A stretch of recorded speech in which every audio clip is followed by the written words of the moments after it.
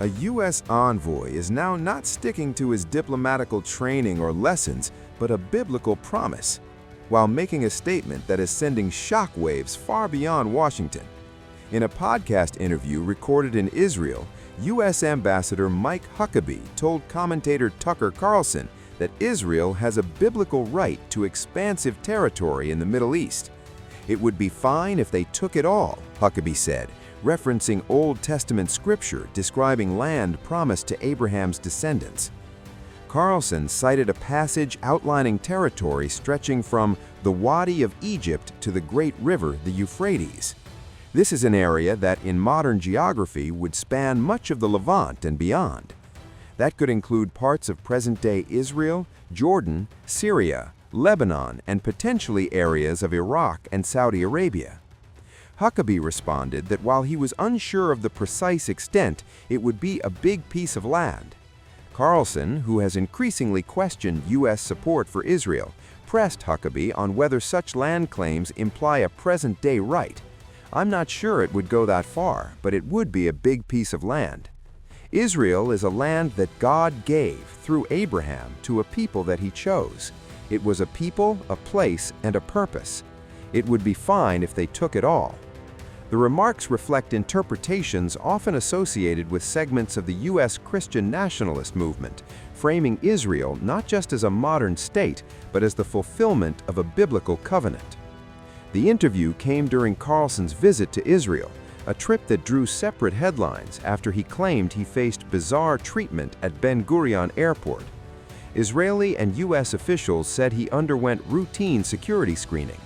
The Israeli Airports Authority stated that Carlson and his entourage were neither detained nor interrogated. Former Israeli Prime Minister Naftali Bennett sharply criticized Carlson's claims, calling him a phony in a post on X. Meanwhile, Huckabee defended Israeli airport security procedures, saying passport checks and questioning are routine for all travelers. The exchange underscores widening debates within American conservative politics between traditional pro-Israel voices and a growing faction questioning the depth of U.S. backing. But beyond domestic politics, Huckabee's biblical framing of territorial claims is likely to reverberate across a region already fraught with tension.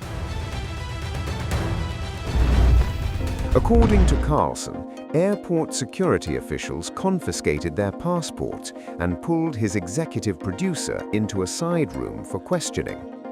He described the episode as bizarre, alleging that security personnel demanded to know what was discussed during his sit-down with Ambassador Huckabee. The incident reportedly occurred shortly after Carlson completed the interview in Tel Aviv, where he had traveled amid a very public disagreement with Huckabee over Israeli treatment of Christians in the occupied Palestinian territories. Carlson, a former host at Fox News, said Huckabee had personally invited him for the discussion after tensions escalated online. The ambassador, Mike Huckabee, had responded to Carlson's criticism on X, challenging him to meet face-to-face instead of debating from afar. Carlson accepted the invitation, and the two men, who have known each other for decades, arranged the interview in Israel. But what was intended as a direct exchange between two prominent conservative voices has now turned into a diplomatic flashpoint. Carlson claims that immediately after the interview, security personnel intervened. "Men who identified themselves as airport security took our passports," he told the Daily Mail, adding that his executive producer was questioned about the substance of the conversation. Several reports on social media claim Ambassador Mike Huckabee lured Tucker Carlson into a trap, resulting in his detainment by Israel. Huckabee denied this, stating it was routine security with no detention. Israeli authorities have not publicly commented on the allegations.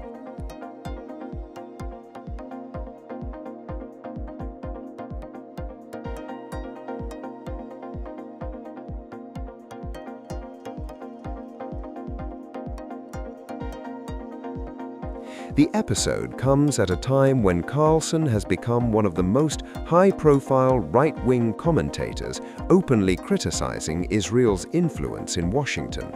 Since the war in Gaza erupted on October 7, 2023, he has repeatedly questioned U.S. support for Israel and accused American policymakers of being overly influenced by pro-Israel lobbying groups. Among those he has singled out is American Israel Public Affairs Committee, or AIPAC, which he has described as exerting outsized sway over members of Congress. Carlson has also sharply criticized Israeli Prime Minister Benjamin Netanyahu, accusing him of publicly boasting about his influence in U.S. politics. Netanyahu is currently wanted by the International Criminal Court over alleged war crimes and crimes against humanity linked to the Gaza conflict, allegations Israel rejects. The Israel's war on Gaza has claimed tens of thousands of Palestinian lives, according to Gaza health authorities, with women and children accounting for a significant proportion of casualties.